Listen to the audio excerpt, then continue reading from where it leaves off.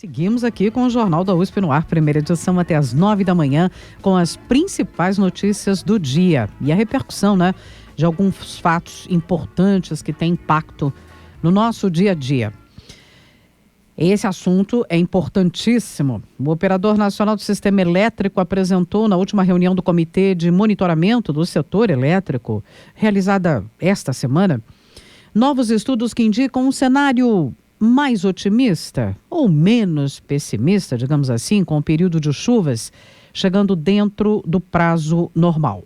Segundo as projeções do ONS, o aumento do volume de chuvas em algumas regiões do país, com destaque para o sul, já refletiu positivamente nos reservatórios, que chegaram ao final de setembro com índices superiores aos verificados no mês de agosto. O Operador Nacional do Sistema Elétrico afirma que essa tendência se mantém para o mês de outubro, mas adverte que, embora as projeções sejam mais favoráveis do que as apresentadas no início de setembro, a situação ainda requer atenção.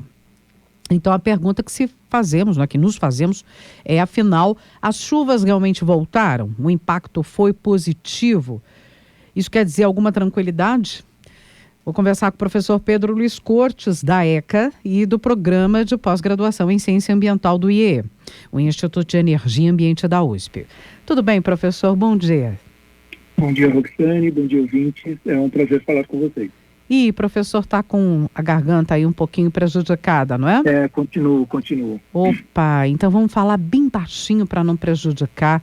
Não se preocupe que a gente dá o ganho aqui na mesa, viu, professor? Tá bom. Vamos lá, então a questão é, as chuvas, elas realmente voltaram e em que volume, não é?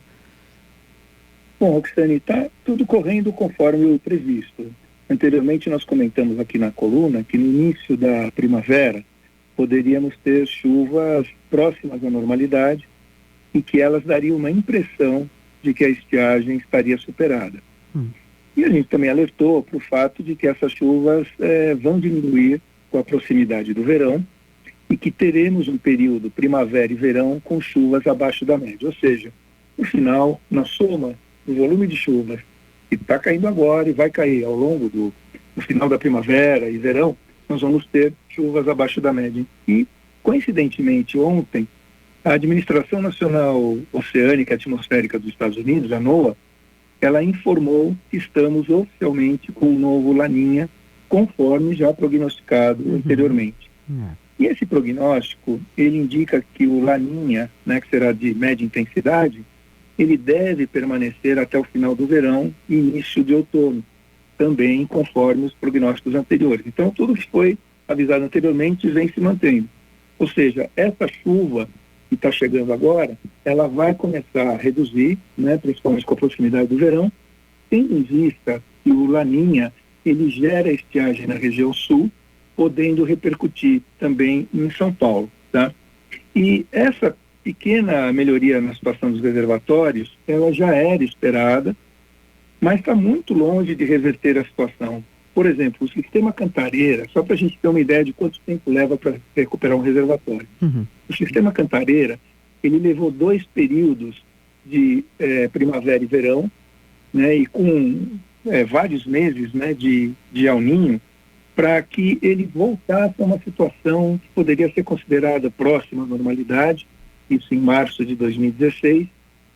Então, imagina quanto tempo pode levar para recuperar um reservatório como Furnas, como Ilha Solteira, outros grandes reservatórios, Então, isso pode levar bastante tempo. Não são essas chuvas que vão resolver a situação.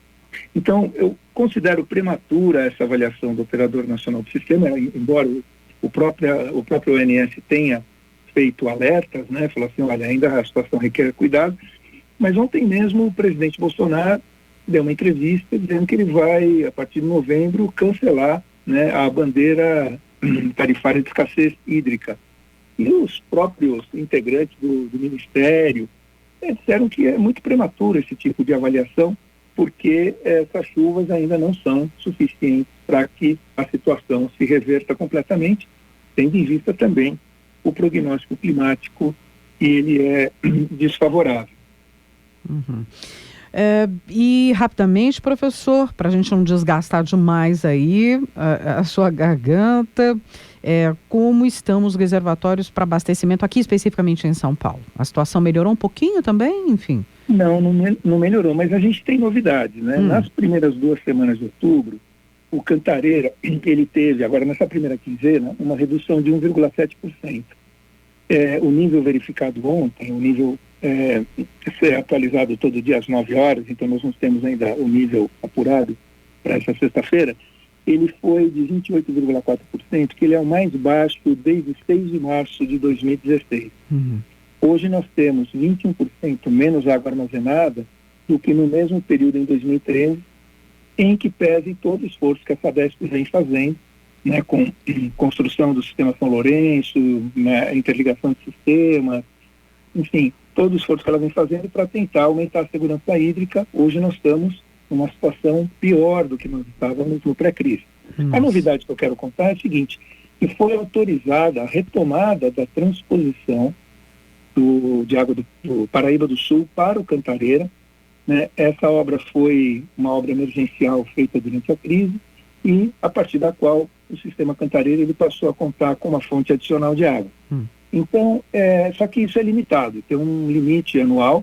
Esse limite já havia sido esgotado, o volume de transposição já havia sido esgotado em agosto. Então, desde agosto, o sistema Cantareira ele havia, entre aspas, perdido essa fonte adicional.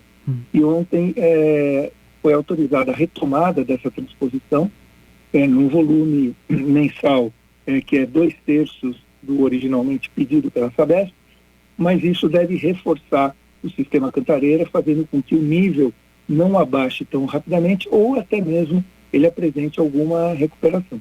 É um certo alento diante dessa situação de escassez que a gente vive aqui na região metropolitana de São Paulo. Bom, vamos acompanhar. Professor Pedro Luiz Cortes, da ECA e do IEE, o Instituto de Energia e Ambiente. Você pode acompanhar as nossas conversas semanais em jornal.usp.br ou no canal no YouTube. O Ambiente é o nosso meio. Professor, muito obrigada e boa recuperação.